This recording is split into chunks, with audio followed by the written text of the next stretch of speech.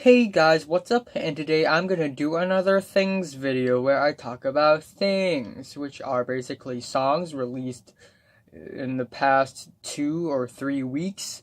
And today, yeah, I didn't intend to make this video before, but I realized that there are a lot of songs that had been released.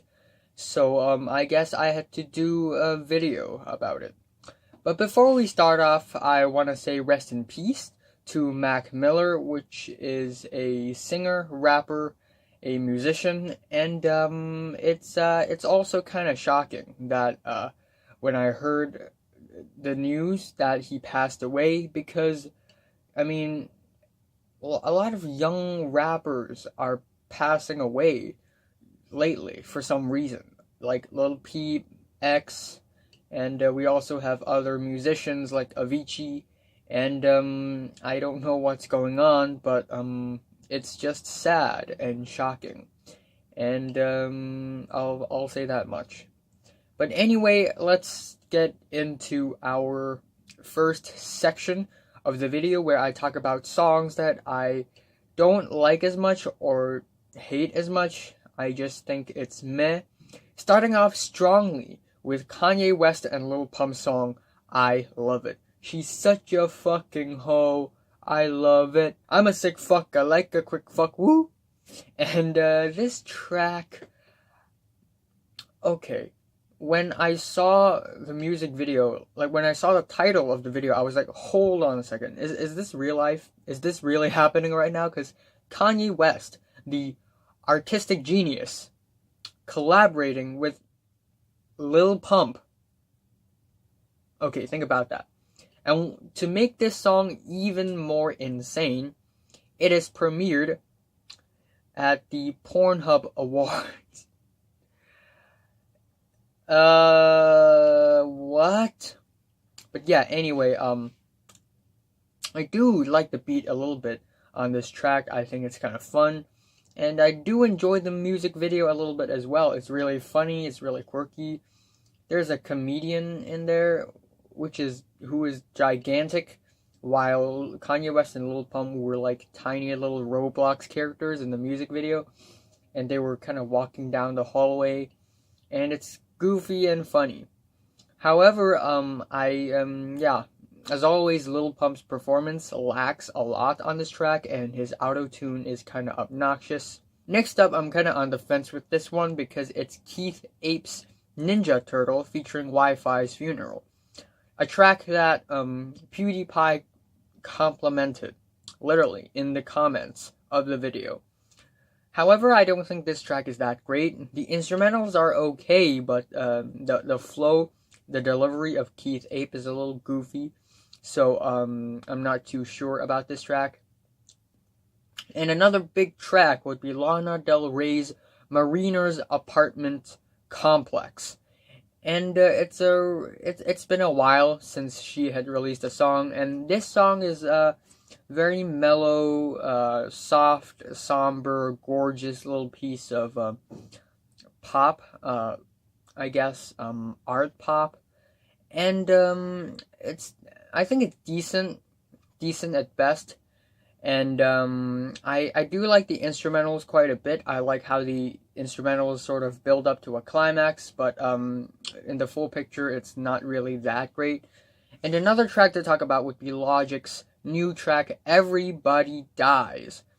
And it's speedy, it's very fast, but that's it. I'm sorry, I had to turn on the air conditioning. It's super hot in here. Anyway, I do like Logic's flow and delivery a lot in this song, and I think the beat is okay, it's pretty nice, but again, in the full picture, it's not really that great. It's not like Logic had never put out a song like this, so I guess this is pretty in the ordinary. And another track would be Marissa Nadler's new track, I Can't Listen to Gene Clark. And while I really do like the melodies, and again, her vocals are pretty powerful, I think the overall tone of the song lacks a little bit, because I feel like for a song like this, it needs to be more passionate and intimate, while this track feels awkwardly, I guess, cold-blooded. So I don't know, man. I don't know. Another track would be Mirah's Ordinary Day, which is a small little electronic folk song. I guess the instrumentals are pretty good. I guess the musical composition is okay, but overall it's just average. It just feels like it needs way more to spice up the song. And then we also have Pig Destroyer with Empty Skull or Mountain Skull or Mount Skull, whatever. And it's just your average middle of the road metal track. Nothing that special.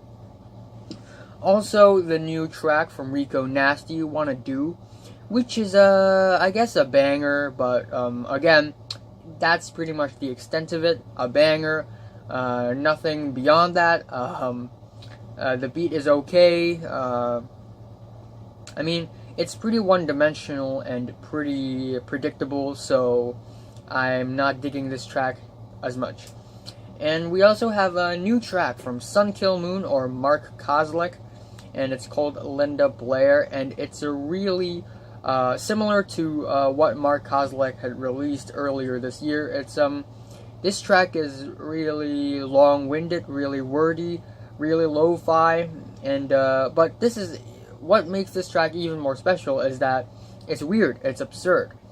Mark Kozlek made a lot of references to Linda Blair from The Exorcist and Exorcism and stuffs like that, and at some point in the track, Mark Kozlek sort of imitates Linda Blair, and it's kind of funny somehow, but yeah. And then to end it off, we have T.I.'s new track Hefe featuring Meek Mill. I mean, again, similar to the new Rico Nasty track, it's a banger, but that's only the extent of it. However, what I do really enjoy about this track is the wacky doodly horns. I think that they add a lot of personality and spice to the track. But T.I. and Meek Mill's performance in this track is kind of average, kind of middle of the road. So they kind of cancel out. Alright, and then let's talk about the worst tracks, alright? Starting off with Bring Me the Horizon with Mantra. You know, before they have released some of the corniest and most cheesiest and most shallow metal tracks out there, and that's one of the reasons why they have been nominated for quite a lot of Grammys, because they were appealing to the lowest common denominator. And on this track, they have kind of changed their sound a little bit. I could tell. It's more alt metal than heavy metal, but still the vocals, it's very obnoxious. And the guitar riffs, they are very, very cheap, very stereotypical and cliche. Up next, we have Greta Van Fleet with Watching Over and When the Curtain Falls. That's right. I don't know, I just crack up listening to their songs, because people say that they sound like Led Zeppelin, and when I listen to their music, I'm like, no shit, they do. And it's just uncanny and awkward that they sound like Led Zeppelin so much. The vocalist sounds like a Robert Plant ripoff. It's scary. And these tracks, it's like Led Zeppelin but dumbed down, and it's just ridiculous. Up next, of course, we have Russ. He's taking a huge fat L with the new track Serious, which is a corny, cheesy, cliche, trashy, stupid little pop rap track with some very shallow melodies, and Russ's performance on this track is very underwhelming. And then we have Scarlxrd with the new track Tell Me You Love Me. Tell me. Just tell me. And on this track, I mean, the beat is not that great, and the build up to the climax is not that great either, so Scarlxrd just sounds like he's screaming his brains off on this track for no good reason at all. So it's kind of obnoxious. He's just screaming over and over again. Look, there are good screaming music that I enjoy. Like Dev Heaven's new album, I enjoyed it quite a bit. But Scarlxrd here, what he's doing is just screaming. That's all he's doing. And then we also have the track Ritual from the band Soulfly, and it's a really dumbed down, watered down, cliche metal track with some very cliche metal riffs that we've heard a million times, and it's loud and noisy, and that's the only thing that makes this track, I guess, slightly exciting, even though it's not really that exciting. To end it off, we have another noisy track, except it's not metal, it's more like a pop rock thing. It's Voivod with Always Moving, and I don't know why, but the vocals on this track sounds incredibly goofy. They sound incredibly stupid and moronic for some reason. Like, it's trying to be tongue-in-cheek and catchy, but it completely fails because the instrumentals are a mess, and the vocals, they sound kind of like distorted and clipping a little bit, but then it's awkward. So this track is really gross. Really gross. And then let's talk about great tracks, starting off with Black Belt Eagle Scout with Indians Never Die. And it's a really beautiful, gorgeous little folk singer-songwriter track that has some really nice instrumentals, and the vocals are pretty sweet and soothing. Also, similarly, we have Charles Bradley's with I Feel a Change, and it is hard-hitting, it is impactful, it is soulful, it's passionate, the chord progression is golden, and his vocals is amazing. I can tell you that. And then we have Dizzie Rascal with Money Right featuring Skepta. Not only is this a banger, the beat stands out a lot for how snappy and clappy it is. The performance by both Dizzie Rascal and Skepta is amazing. It's like it reminds me of Big Shock, Roadman Shock, a little bit, because it's kind of British. But yeah, the beat is really refreshing. It's really bouncy. And then, surprisingly, I enjoy this new destructive diss track from Eminem Killshot. And if you aren't caught up with the whole Eminem versus MGK thing, basically Eminem released Kamikaze a couple weeks ago, and he made a diss towards Machine Gun Kelly because Machine Gun Kelly had commented on his daughter, and talked shit about Eminem. So, as a response, MGK released Rap Devil. Yep, that's the track. Rap Devil. And it's not a bad track, I guess, and it sort of disses Eminem back. But then Eminem fires back with Killshot, which actually killed Machine Gun Kelly. Like literally. No. He didn't die, but his career is pretty dead by now, because this diss track is destructive. It's brutal. It's really harsh. And damn, the beat is actually not bad as well, and Eminem changes his flow quite a bit in the middle of the tracks, which makes this track kind of interesting. So yeah, I do like it. I do like this diss track.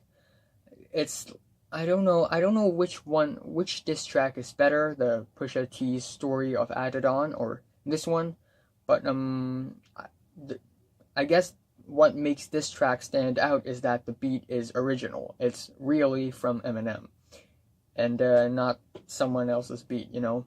But Pusha T's diss track is equally as brutal.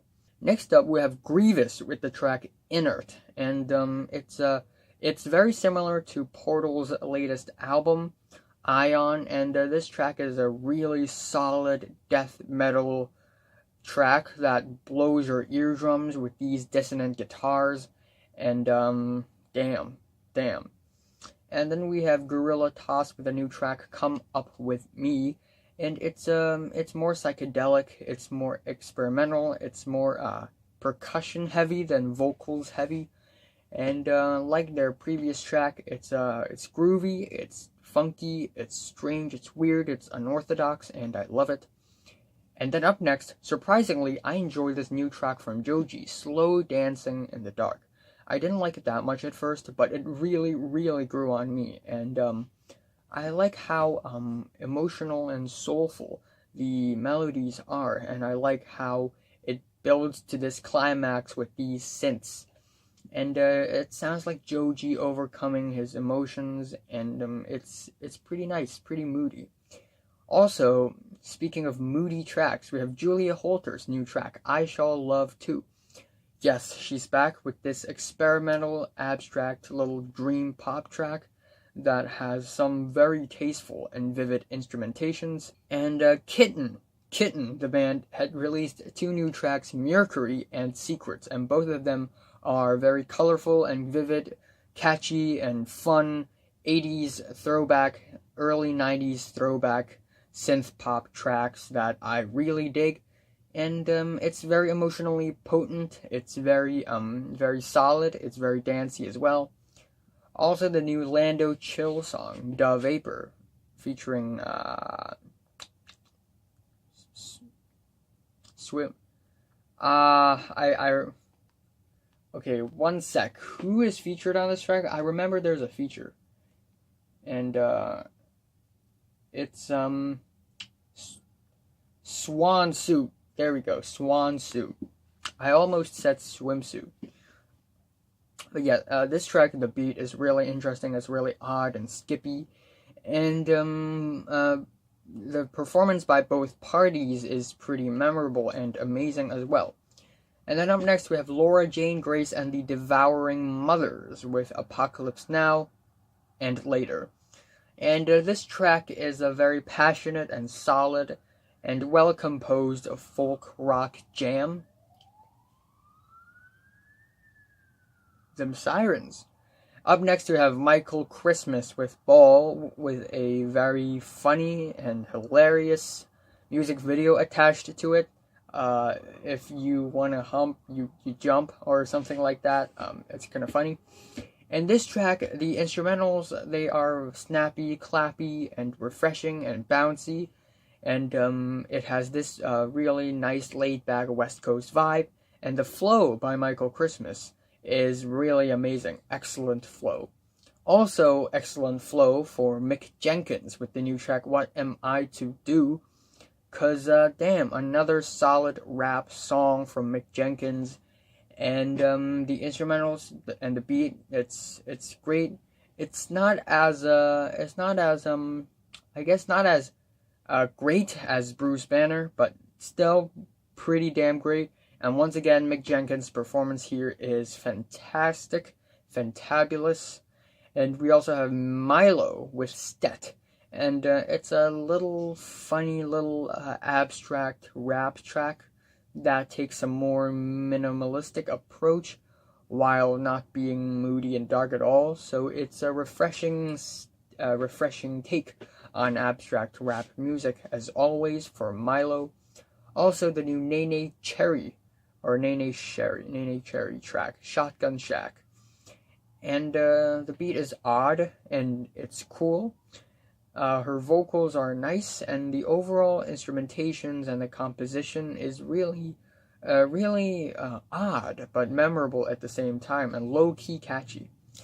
Also, the new track, D.O. Mize, Idea, featuring Chance the Rapper, also one of the better tracks that I will be talking about in this video, because this track is really dreamy, really drunken, really disorienting, and sensual as well. And we also have Chance the Rapper with a very sad and downtrodden verse, which is a pretty nice and pretty new for Chance as well. And to end the segment off, we have Trashlight's new track, Honey Insulation.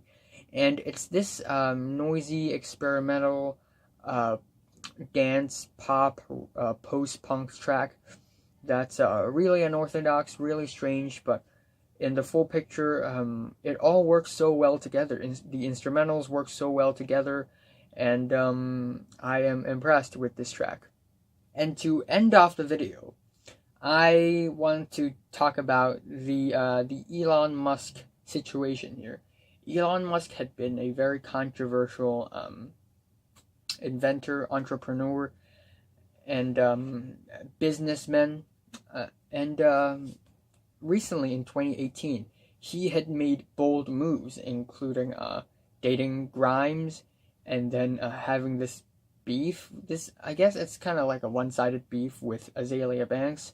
Azealia Banks took shots at Elon Musk and Grimes, while Elon Musk didn't actually do anything. And then we also have these Tesla sales that are at stakes. We have seen Elon Musk sleeping in his own office overnight, just to work hard to make more Teslas. And right now, another thing happened. Elon Musk smokes weed in a podcast, and I guess I'll have to talk about it in the meme video next month. But geez, Elon Musk is just this unpredictable dude, He's this whack. And recently, Elon Musk smoked weed, pot, marijuana, cannabis in a podcast. And that just shows how unpredictable and whack and insane Elon Musk is of a man. And I guess I'll have to leave you guys with that. Have you listened to these tracks Have